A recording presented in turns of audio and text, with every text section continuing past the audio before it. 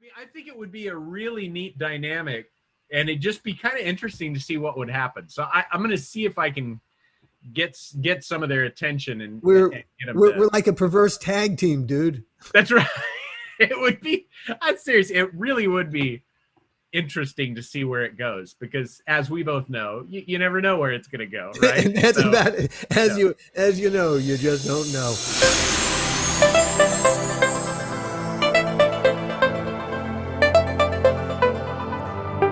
Hello, everybody, and welcome to the Faithism Project podcast, episode 39. My name is Alan Katz, and I have always been grateful to Hebrew School for making me the atheist that I am today. And I am Randy Lovejoy, a pastor without a church and father of two sons who have played sports. And you will find out why I said that as our conversation continues. Which is completely apropos of what we're going to talk about today. And it's funny that it's a subject that we've kind of never broached, certainly on this podcast. And it's funny in retrospect. It's like the reason we met in some ways. That's what's weird, because of our sons were so connected through sports. And when I think of all the conversations that you and I have had over the years, the hours that we have spent, I don't think we've ever really, you and I, talked about sports. Yeah, I really can't think of a time we took sports on which is kind of funny. That's weird. That's crazy because I mean I'm very much a sports fan. I assume you are. Well, I've gone through different chapters in my life. When I was in high school, I thought I was going to be a baseball statistician, and that's why I took statistics in high school, and it destroyed me because it had nothing to do with baseball statistics, which I didn't realize at the time. So then kind of earlier than that, I guess, I loved football. I mean, I would watch 2 football games a Sunday while we were living in Houston. Sure. The Houston Oilers, Texas, no longer exist. They were my team. Earl Campbell was the ultimate player for me. But then, like, when I moved to other countries, it kind of messed all of that up. And then when the Oilers, went to Tennessee, and I didn't know what to do at that point. So I was kind of homeless on football, and then with baseball, it's like, I know all the players from the 70s. Yeah. But, it's like, but I've not kept up very well at all. And so, that's the weird thing. It's like sports meant a ton to me at one time, and now it's kind of I've lost. But that's organized sports. Yes, definitely. But there are sports sports that you participate in. Sure. Oh yeah, I had a period, and I'm still, one of my bucket list things is at 65, I want to do another Olympic distance triathlon. I got into that when I was a pastor at Silver Lake. And did complete. I entered 3 of them, completed 2 of them.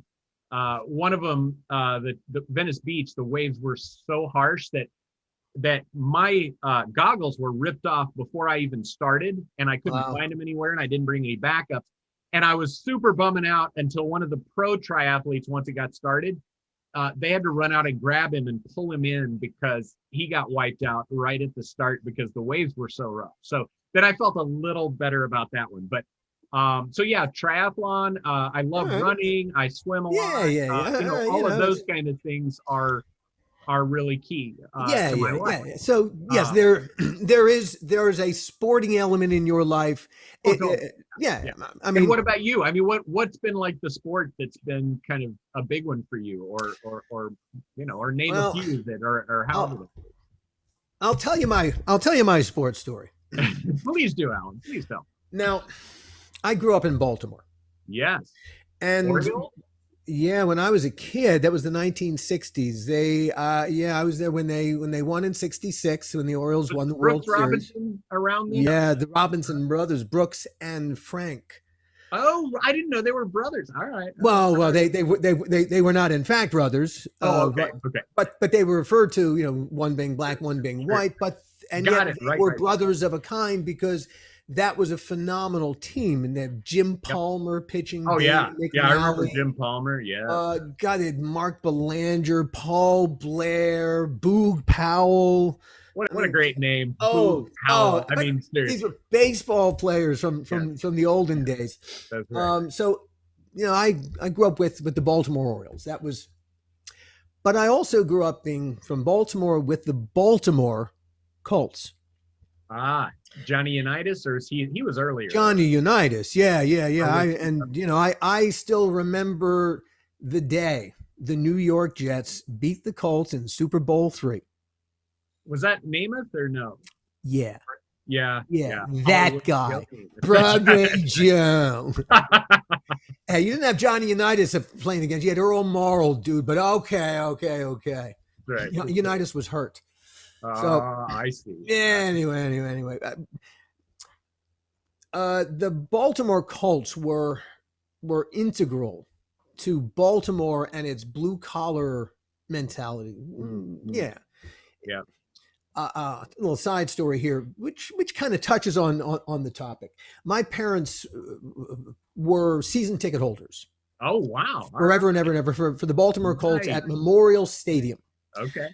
In Baltimore, and you held on to your season tickets, forever and ever. That was that was just an understood thing. The woman who sat ahead in the row ahead of my parents, I don't know her name. I don't know if my parents knew her name, but they certainly knew her over the course of years and years and years. Those was it 7 and then 8 games a season where they would see her. And this woman, she knew her stuff.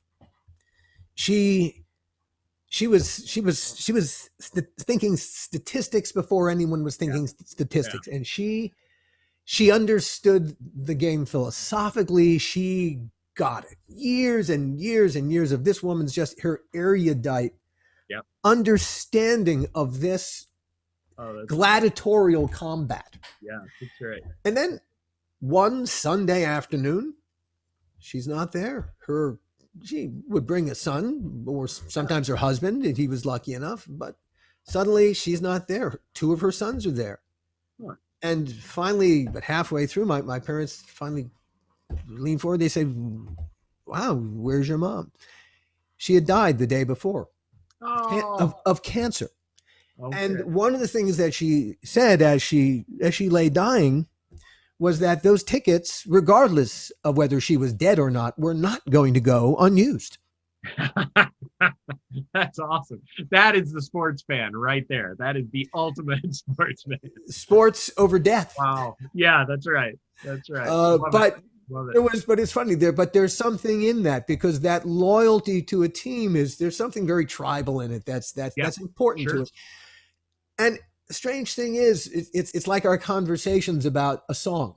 Mm-hmm. And 2 people can have nothing else in common, but if they both love the Lakers or the Dodgers or the Baltimore Colts, as different as the Jewish family sitting in one row was from the probably very Catholic woman sitting in the row ahead of us, we were there at a temple to worship the Baltimore Colts. Yeah, I think I remember seeing a sociology paper in college or something. It was on football as religion or something, and they went through like each aspect of the game and connected it to your religion. Now here's the part where the temple falls. Okay. I remember the night, in the middle of the night, when Robert Irsay put the Baltimore Colts onto moving vans, literally, and drove them out of town to Indianapolis. Yeah. And let me tell you, that blue-collar town, Baltimore, never, ever forgave that. Well, I mean, with the Houston Oilers, it was, I mean, they were huge when Earl Campbell, Dan Pastorini, that whole group, they could never get past the Steelers in the playoffs, but they were huge. And then when, I think Bud Adams, was the guy's name, when he, moved him out to Tennessee, it just, it was, I don't know if the owners realize what they're doing, because to me, it's like you just destroyed your entire client base. And I guess they assume they can get a better deal in another place and they'll just pick up people. But They're short-sighted. yeah, because the Tennessee Titans, I don't know how well they've taken in Tennessee, but I know that in Houston, the Oilers were huge. And now what is it, the Houston Texans or something? Yeah. Which again, it's I don't think they've taken, I could be wrong, but I don't think they've taken in the way that the Oilers and Houston like just had this connection, the Ravens are now very popular in Baltimore, but let's be honest, the Baltimore Ravens used to be the Cleveland Browns. Yes. Yeah, it's the Cleveland Browns, dude. It's hey, I can see them naked. Well, I can't anyone else. That's it. Anyway, so that betrayal colored my feelings about football, and I have not had a football team. You haven't found a home since. I mean, I had the deal. I was like orphaned, and it's just like, all right, I've tried. I had most of my family were Cowboy fans, but I just was like, well, they're okay, but it's just not the same, And so I just haven't found a home. I would, in the past couple of years, I've lost my interest in American football altogether. It's just there's something brutal about it, and the owners are rather unsavory in a lot of different ways. But up until that point, I mean, I loved underdogs. When the New Orleans Saints won the Super Bowl, that was awesome. Yeah, that was awesome. Sure. What about baseball, though? I mean, do you still have a place for baseball? When I moved to New York, I did not become a Yankee fan. That was unacceptable. Someone from New York. No, I cannot be a fan of any New York team. Not even remotely possible. Even if I loved every. Not even the underdog Mets. Just screw the Mets. Screw the Mets. They beat us too in a World Series. Screw the Mets. Yeah, that's right. Sorry. Sorry. No. I get it. When I came to Los Angeles, there was, the Orioles were in the American League, and I didn't have a National League team. But suddenly the Dodgers became my team, and I have been really a rather loyal Dodger fan for a long time. And I became a Lakers fan just before the Kobe years, just toward in the last couple moments of Showtime. Yeah, as when I suddenly realized, wow, this is and during the Kobe Bryant years, and the Phil Bryant championship years, I became notorious in our social circle for being nuts. And during playoff games, I would throw, I would have people over, and people wanted to come to those because just to watch me. That's right. In my still depressive days, completely as hypomanic as I could possibly be, banging off the walls like a goddamn pinball during games, just the highs and the lows.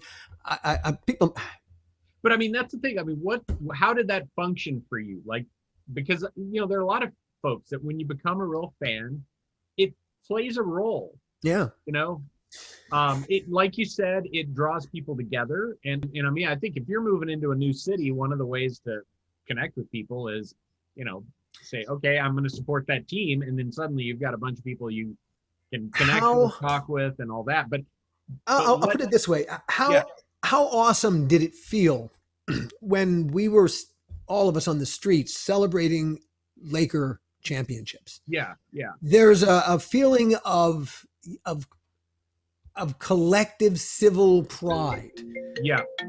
That's just it's unlike anything. Now, when it turns violent, that's something else entirely. But there is something, about it brings a whole city of very different people together in a way that very few other things, other than a music concert, can. Right.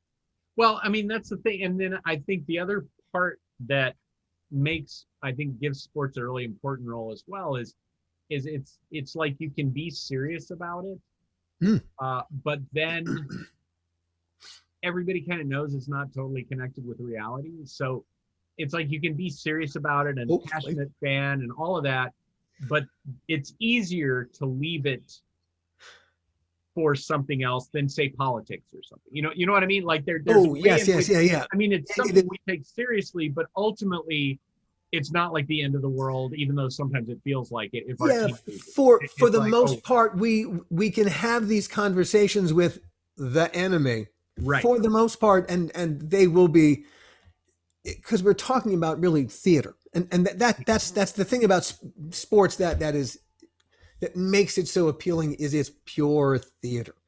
Well, and that's, and it's funny because like Walter, who we had on as a guest earlier, he had to take a step back from his support of the Dallas Cowboys at a certain point because he realized he was taking it too seriously. Wow, really? It was like, Really? okay, there's a problem now. I've got to back off a little bit for a while until I figure this out because I'm way too serious about this. And I think some people experience that too. What does that mean? He was way too serious. I don't remember the exact thing. Now, are you allowed to tell stories about him?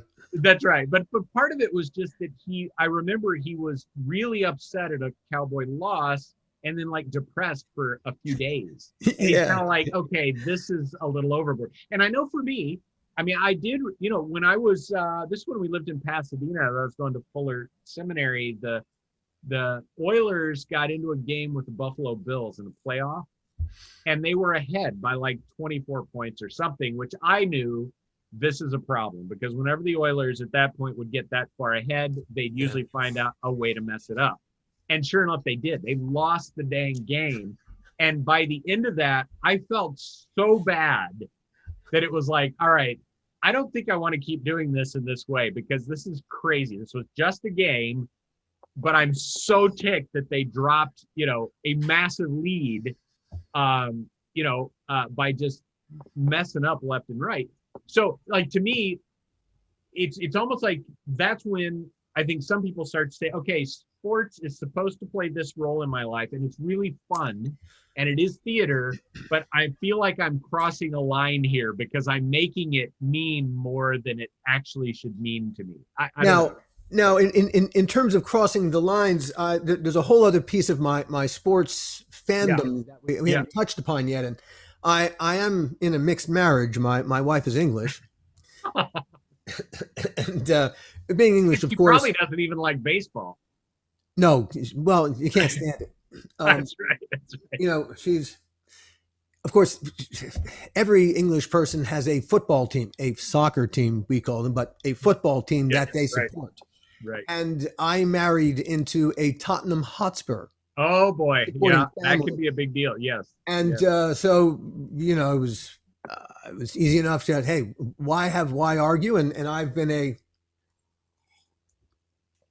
a loyal Spurs supporter. That is very wise of you. I just think that's a smart move. I think this is one tip for people. If your spouse is from England and has a team, just go for that team. That will be a bonus to your relationship, right? I mean, can we say that? Yes.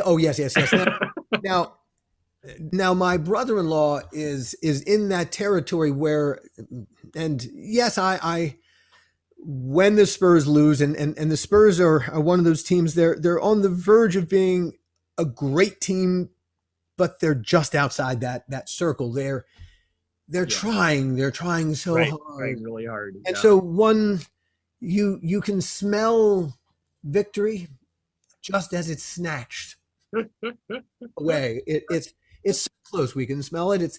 That's what being a Spurs fan is all about. That was kind of like being an Oiler fan in that day because you knew they'd have to go to Pittsburgh. You knew the weather would be terrible in Pittsburgh and they'd be playing in snow. They never played in the rest of the time, but the Steelers did. You knew that was just going to end. You hoped that maybe, but it was like... It's like going to Lambeau. God. Yeah, exactly. It was like, okay. It's like playing in a deep freeze. Yeah.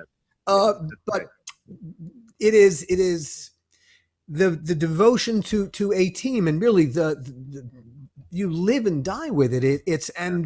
My brother-in-law, really, he will go those when the Spurs lose, which happens, and sometimes at the worst possible moments.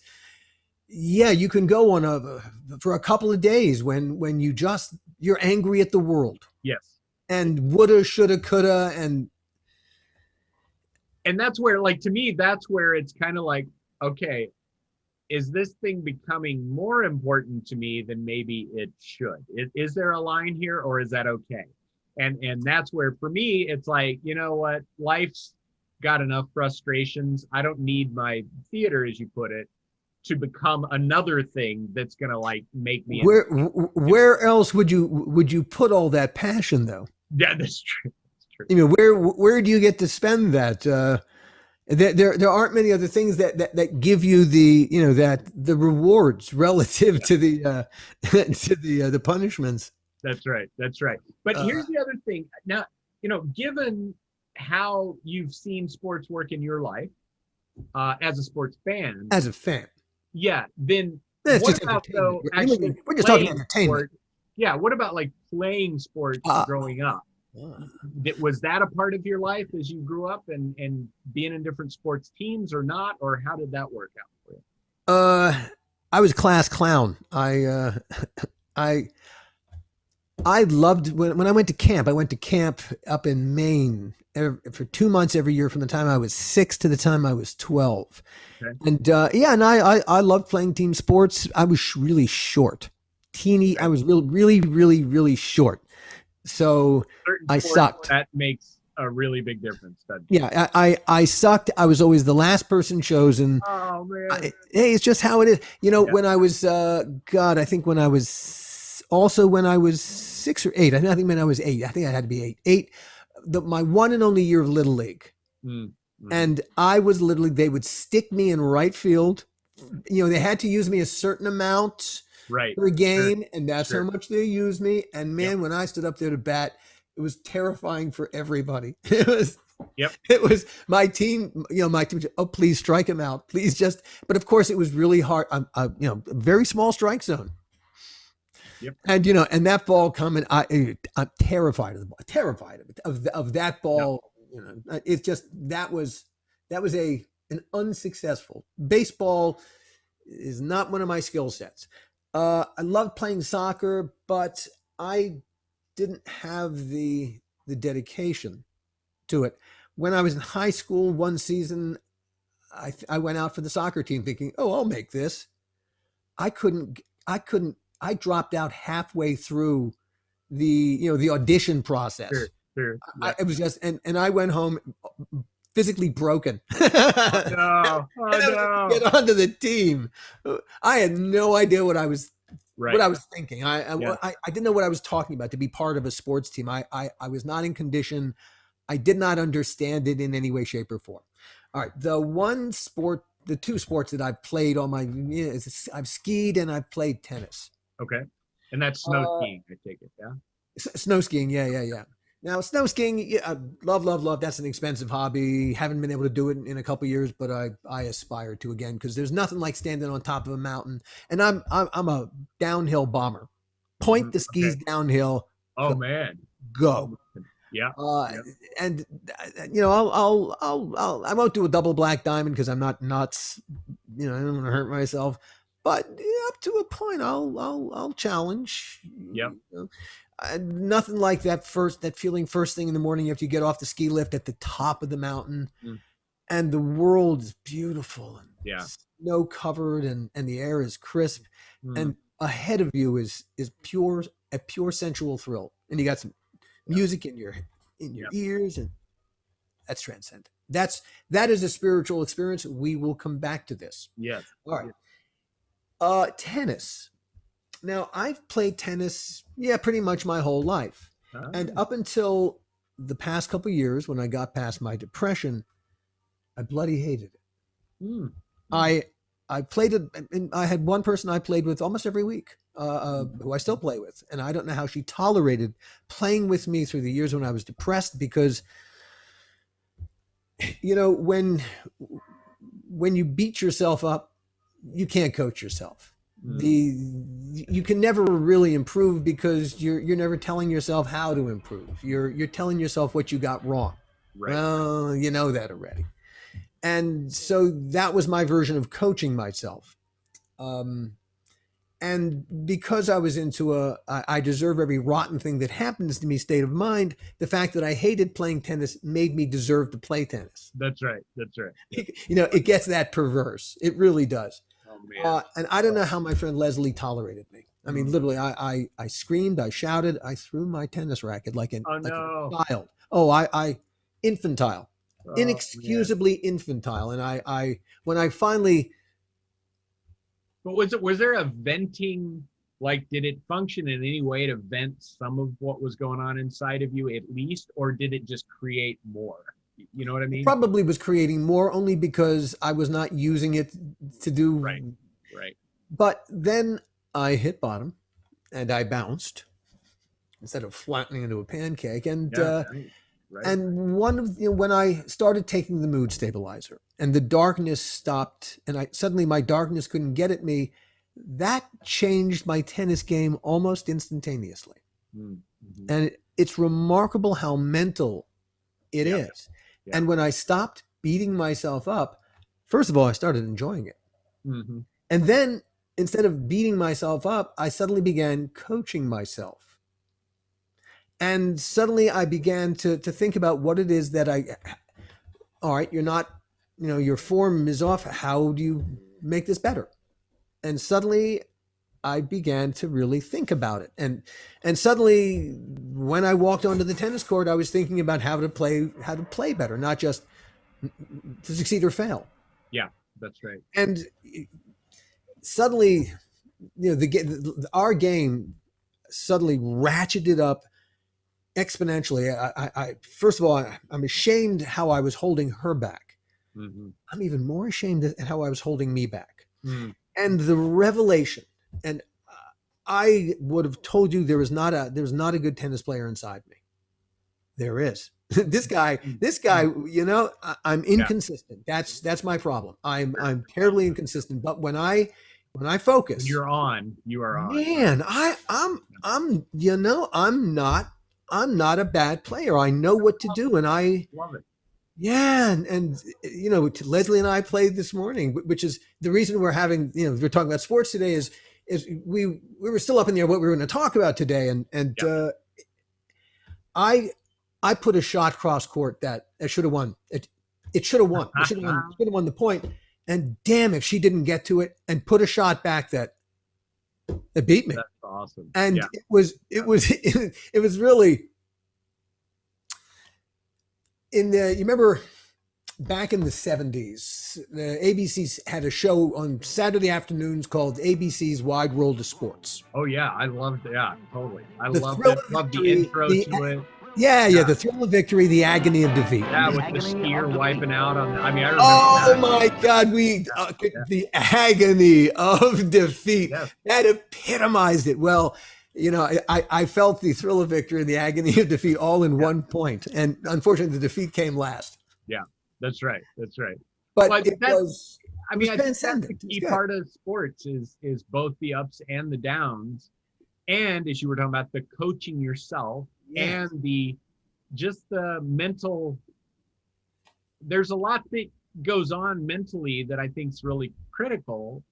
And that's why I tried to get my sons into multiple sports when they were younger, is because I saw that in sports, there's multiple things that can build your character, like build important parts of character, by getting involved in some of the organized sports at the time, which is, which sport was it that we first engaged? It was probably basketball, because I don't remember Lucas playing soccer. He did, like, for one season, but didn't take. Now when Dave and I coached, and we coached basketball and we coached soccer. Okay. That was a fascinating experience. That was. And then Dave and I got it into our heads to create a whole a soccer club for our locals. And we did. We created a thing called Silver Lake Football Club. Oh, that's great. Which before I had to step away from it, I think we had 8 teams. Wow. And then it got absorbed into, I think, a Hollywood football club afterwards. Okay. You All know, right. we built that from That's scratch. so good. Very cool. Very cool. Well, what with your two kids, your son and your daughter, I take it your daughter, at least in some ways, kind of took after her mom in terms of involvement with the ballet. Is Yes, that she right? dances. She also is an equestrian, Okay. All right. All right. and So that she, was she loves, yeah, she loves riding, and she's the pandemic year was hard for her simply because she had gotten into a rhythm of going to the gym on yeah, campus, yeah, and so a lot of that got tossed aside. That I think will, yeah. They're and starting to again, open up it's again. So hopefully, part of we're not just this. right. We No, are not at also all. Right. this, and something in when we do something for this, our bodies, just even never mind a competitive sport, if we're competing only with ourselves, Yeah. in a sense, there's something it Oh, it just totally impacts the whole mental part of life as well. I mean, it's essential to our being. it is. Yeah, it is. It's key to who we are. It all connects, for sure. And one of the things that just in thinking back, I don't know if this is the same with your two kids, but Lucas loved team sports immediately. That was his deal. He totally got into it with basketball, for example. I remember Yeah. taking him to the Y for a very early basketball thing, and he just totally got into it. And so, team sports, particularly basketball, have been his thing since then. That's carried him through. That's a hobby that he loves to play. With Sam, team sports didn't make sense. I remember one time we had him in that same Y league Hmm. where Lucas totally got into it, was totally into the game, Sure. connecting with others. I remember Sam, just this little kid, he was like wandering around as the game was going on. And part of the time, sometimes he'd just walk around near the referee the whole time. But you could tell he just didn't really get the point of the game. You keep trying, but it was just kind of like, he just didn't get into it at all. So then we tried more individual sports, and that's where Yeah. Sam took off. And that's why he's totally into golf now, because it's an individual and mental game in so many ways, very challenging in terms of coordination and getting the swing right and all that, but it's like that's his kind of thing. Sports with teams never really Sure. connected with him. Sure. But with Lucas, at first I remember Lucas saying first, like when Sam was, and it was half joking or maybe a quarter joking, but when Sam was getting into golf, it's like golf's not a sport. And as I talked to him about it, it was a big part of it is because you do it on your own. So it's not a sport. A sport is about team for Lucas. Yes, And it's a recreation. yeah, exactly. Yeah. And then It's he what point Twain to, what did Twain call it? A good walk spoiled. yeah, that's right. That's right. So it was just fascinating though to see how different they were in terms of the sports that really drew them in, and it connected to personality and stuff as Sure. well. But like what with Tristan, what did you see a difference between Bianca and Tristan or not, or what when Oh, they Bianca could not care less about team sports in the okay, least. In the least, okay, it just doesn't makes no impression on her. She could not care less. Yeah, meaningless to her. yeah, Tristan now is vaguely interested in team sports. Not really. He really could not care less. but he did I play some team sports, and then he got into surfing really helps. Is that right? Yeah. I think I probably burned him out of the team sports during the soccer years. When we were building that little club team, that was hard, and it was Yeah, getting people and sure, you know sure, Tristan.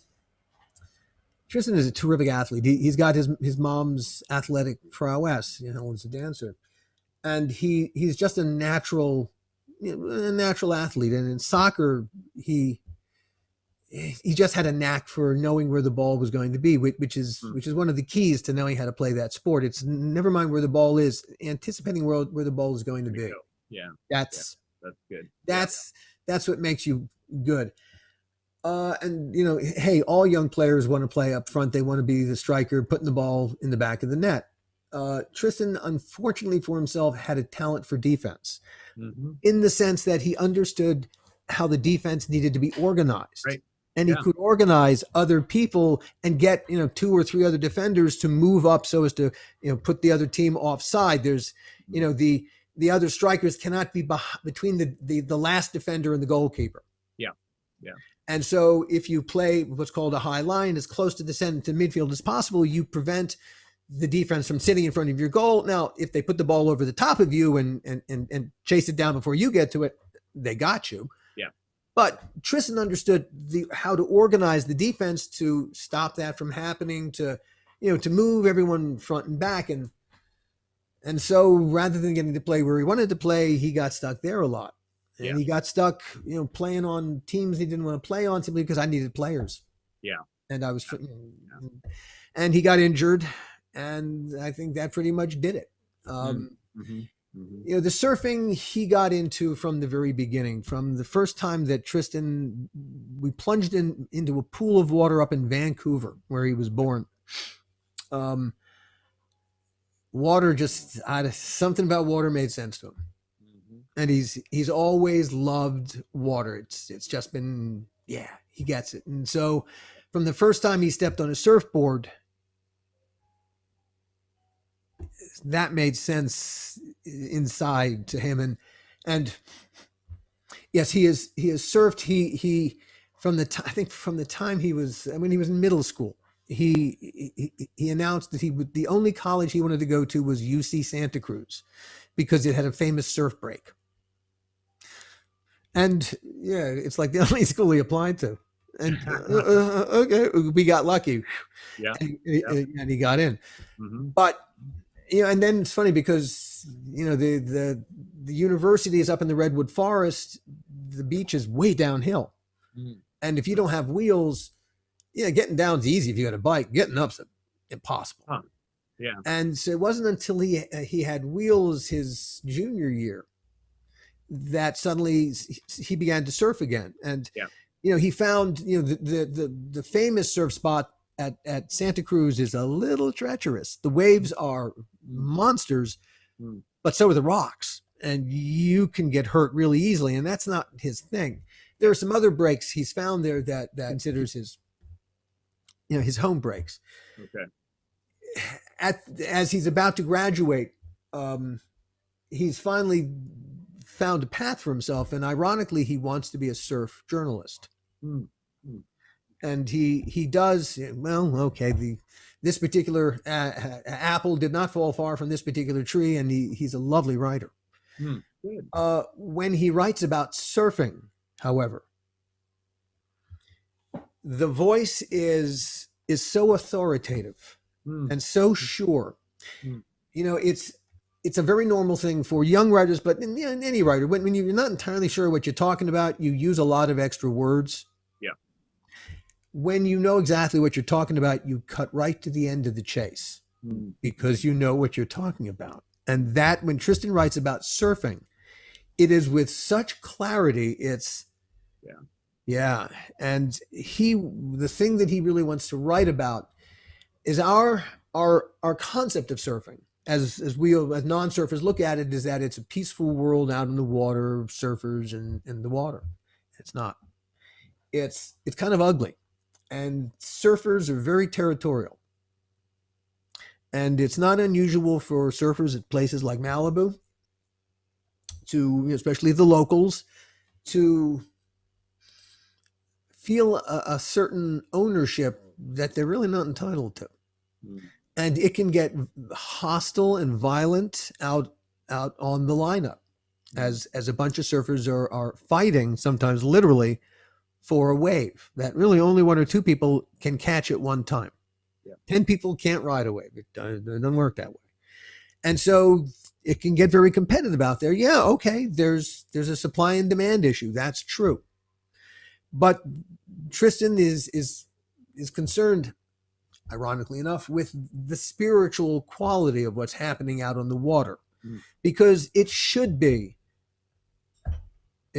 simple between people, water, and a transcendent experience. And yet it's got this undertone, and it's not just in California, it's frequently anywhere you go. Outsiders are frequently not welcome to local surf spots. And so there's a culture in surfing that he feels needs addressing, and no one in surf journalism and in the surf world is addressing it until now. So ironically, sports has begat sports were very spiritually important to Tristan, and it has set him in a direction. It is his attachment to what he does for sport that right now is setting the direction of his life. So, well, that's and I mean, I was as I was thinking about this theme as well.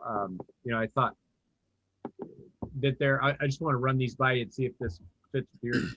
But I was thinking of like 5 different reasons why I'm really happy that my sons did find their sport that they could focus in on. And I think, one of them was just that, even like with the pandemic, the fact that Sam was into golf, the golf courses were open almost all the time in LA, unlike most other sports. So he's had a place to focus his energy. And that's something I've always appreciated about sports for younger kids is, there's a lot of things kids can get involved in, and yet if they're into a sport, that tends to, it removes you from a lot of other temptations of things you could get involved in that you might regret it later. Whereas if you throw in your energy into a sport, it can be a very positive thing, regardless of what role the sport plays in your life later. Boredom is nobody's friend. Exactly. Yeah. And the thing about sports is that if you are captivated by the sport, you don't just think about it when you're doing it. You do think about it in the times when you're not doing it. And some sports require that you do a little maintenance in between doing the sport. Right. When you go to do the sport, it's going to hurt. And it kind of, and once you get your kids involved in a sport, then they have to kind of decide, how much do I love this sport? And if I do, how much do I want to give to this to try to sharpen? Yeah, there is that. Yeah. To do that. And so there's a discipline issue in this really good sense of the word, that it's like, am I going to discipline myself enough to get to whatever the next level is in this sport or not, and I feel like that's a really great practice for younger people, because that's what we've got to do in every aspect of life pretty much. And so practice that decision. How far do I want to go with this? There's another quality that comes from sports that is learning how to be part of a team. Yes. Learning, and as part of a team, learning how to win, not just to have the higher score than the other team, but learning how to do this thing together so that it's not just chance that you win. You have a certain, there is a winning mentality. Yeah. And even in golf, the thing, Sam's in his freshman in high school, freshman golf team. So even with golf there, he's starting to get the team dynamic, because individual scores matter, but the team score matters as well. Sure. And so it's been very individual for him up to now, but it's starting to have that aspect as well, where you're now starting to think about, my play actually relates to everybody else. When I show up, it works for everybody else. When I don't show up, everybody else suffers because of that. And when you are in the midst, but when you are in the midst of the game, yes, the game itself, really, to play most of these games successfully, at some point you must rely on your fellow players. You must learn to trust them. Yeah. Being a soccer fan, and its nickname is the beautiful game, and it can be remarkable when 10 people, because the goalkeeper's in the goal, but when 10 people move a ball down a soccer pitch, passed through and around an opponent with quick, sharp passes. And the next thing you know, the ball's in the back of the net with scalpel laser-like precision on everything. Yeah, there's something amazing that a bunch of different people could anticipate and move with such collective purpose. Well, and that's, and I think, there's a dark side to that, which a lot of people highlighted, which is like the pressure Of course. of it at a certain point. But yes, I, even looking back, because that was part of, with basketball, it gets very intense, as you move up and up and up, it's the intensity grows. And it was certainly a tough thing for my older son to be in some of the very intense basketball situations of competition. Yeah, I'm sure. But at the same time, I think long term it was good for him, even the hard things. And we're going to have our sons on at some point, and I want to check that with him as well. We'll bring this up. I'm pretty sure that even the tough parts of it and the losses and the when the coach puts you out there and you miss a shot, and then you're put back on the bench again, having to deal with all of that is actually, I think, long-term good. It short-term can be very painful, but I think long-term, like one of the things that and again, this is another reason I think sports are so important. It can really teach you resilience, which I think is such a critical part of life. You're going to get knocked down in life. But if you've already practiced with something like a sport, that's not the end of the world, but it's important. If you've practiced with that, you've already started to develop a skill that's really important in life, which is when you get knocked down, you get back up again.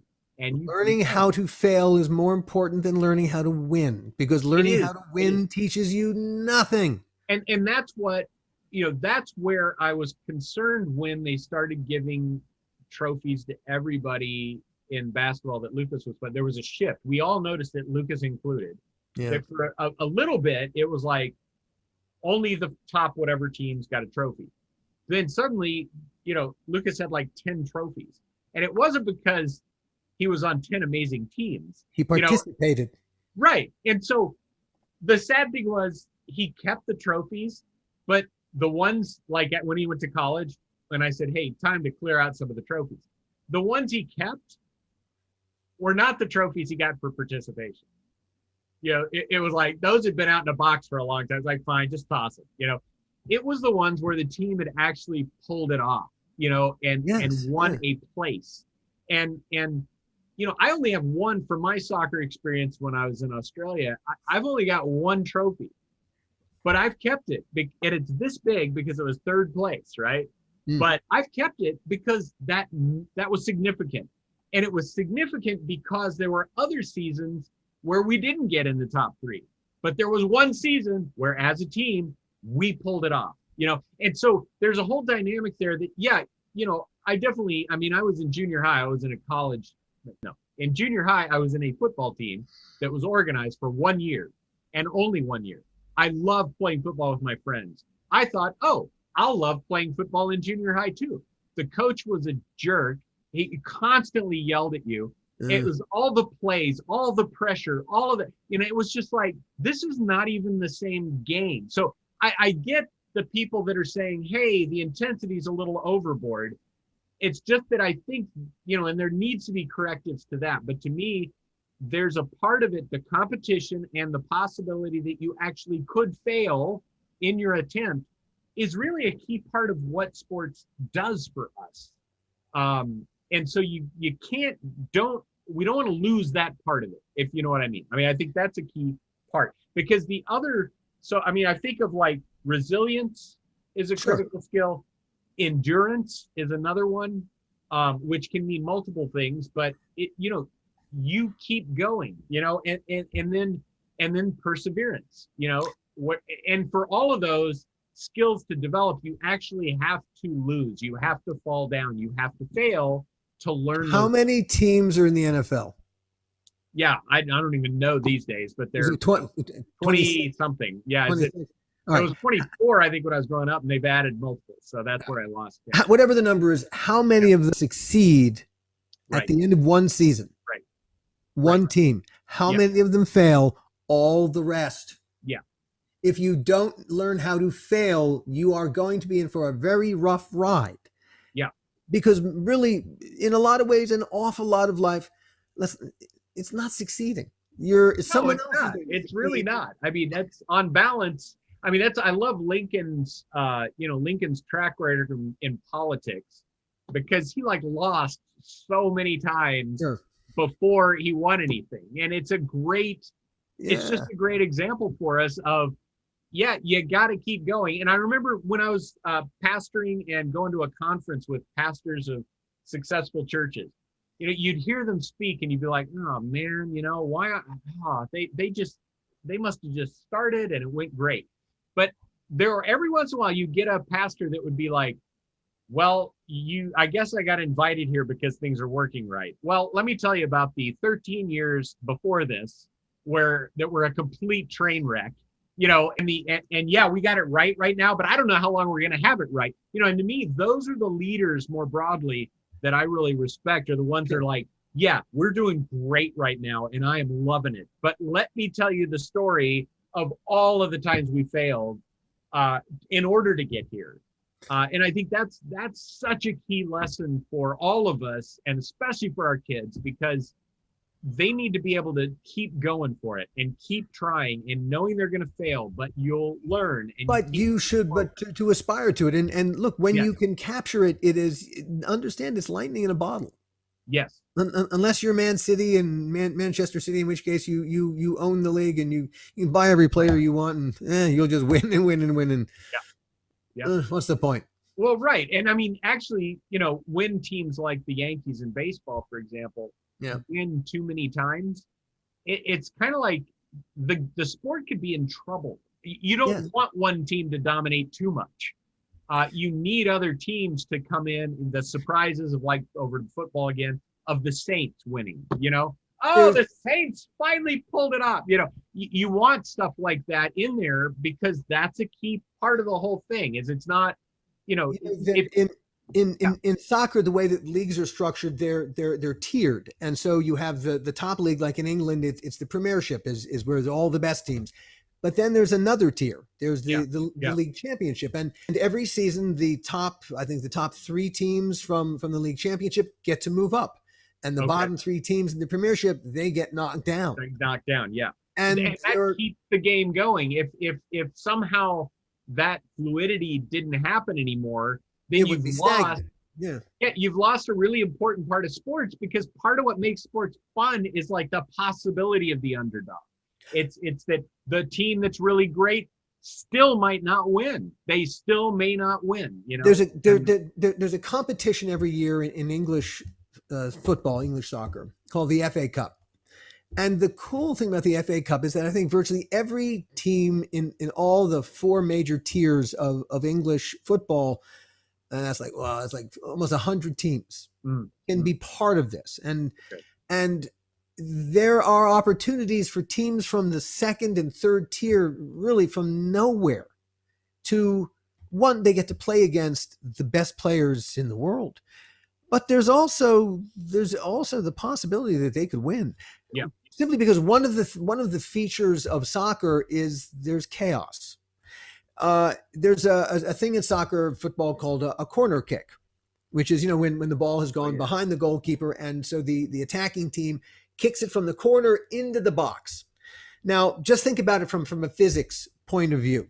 What you have happening in that moment, you have a ball sailing, depending upon how whoever kicked it, that ball is now sailing with whatever English it's got on it into a box where you have at least 11, you probably got close to 20 moving bodies, all trying to get to that ball. So you have chaos. You have bodies in motion all over the place, and literally anything can happen. The ball, it could hit one of the defending players and go in. The ball could hit someone, bounce right in front of an attacking player, and boom, there's his goal. It's absolute or you know, the chaos. corner kick could just completely miss, which also happens a lot of times, and everybody's just standing there like, wow, Oh, that was the corner kick. Okay, most of the time, yeah, most of yeah, the time a corner kick will come to nothing. that's right, that's right. But Yeah, it's yeah, the point is that there, in this particular sport, there are by design yeah, moments of chaos where yeah, literally anything can happen, and yeah. David can beat Goliath. Yep. And that's, again, that's a key part to me, a key part of how sports kind of functions in our lives, because it's something that's not, it's not like all out, like real literal war. So No, you're not killing people, but it almost simulates that. But then in a way that's like anybody could actually pull this off. Yes, this team should win, but you never know what might happen. And that's part of, you're entering into this world that's not as serious as the real world, Hmm. but it's still got the dynamics. Yeah, It makes the real world interesting. I mean, to me, that's the encouraging thing. And then it's like, all right, I can take on my life, yeah. because look at what Kobe did, for example. You know, Oh look well, at what hey, Kobe did. So I'm going to take on my life, you know, and go for it. You know, there it, it that's part of what works so agreed. well with Agreed. sports. It attracts heroes and villains and goats. It Totally. Yeah. Yeah. it absolutely And does. that's all good. You know, that's all I I think what makes sports so important. one more question for you. Tell me about running. Tell me about the zen. I assume of because you how many days a week do you run in the park? Well, I actually don't run as much now because my knee has decided to ache for a day or two after Sorry a to hear. run.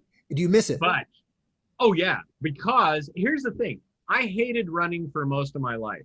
I just hated it. When I was in London in high school, we do a Regent's Park run for the rugby team. Oh God. I hated the Regent's Park run because it was 2 miles, which in that day seemed like, oh my gosh, that's forever.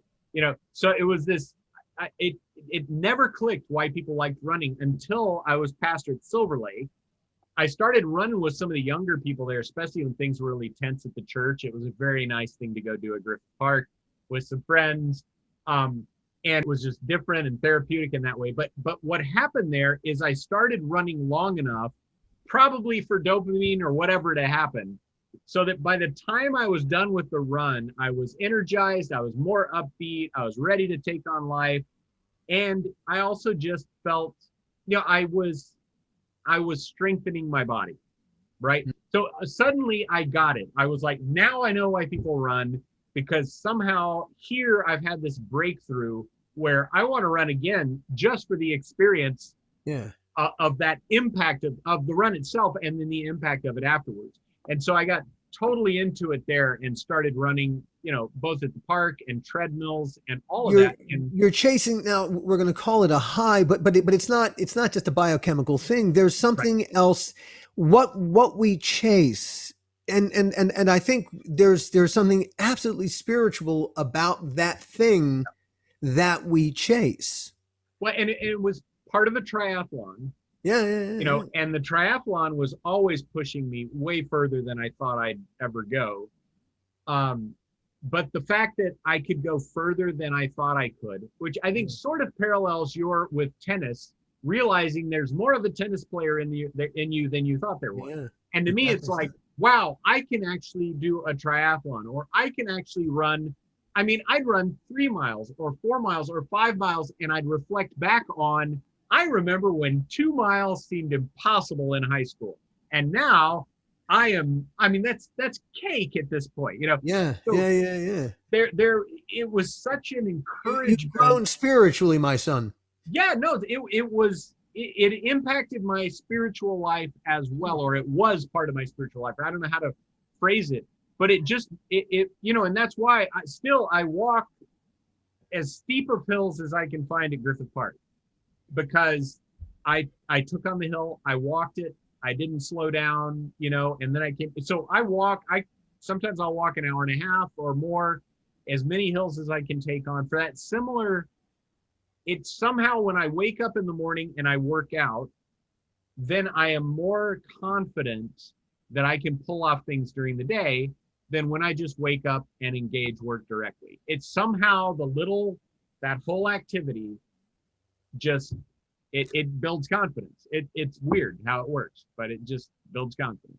It's funny when my when my inner tennis player is on, I think of that character as like a stone cold assassin. Yeah. He doesn't think. He doesn't really. He just, there's the ball, get it. Right. And attack that ball now. Yes. Put it back on the other side of the net with as much drive as you can. There's the form. Yeah.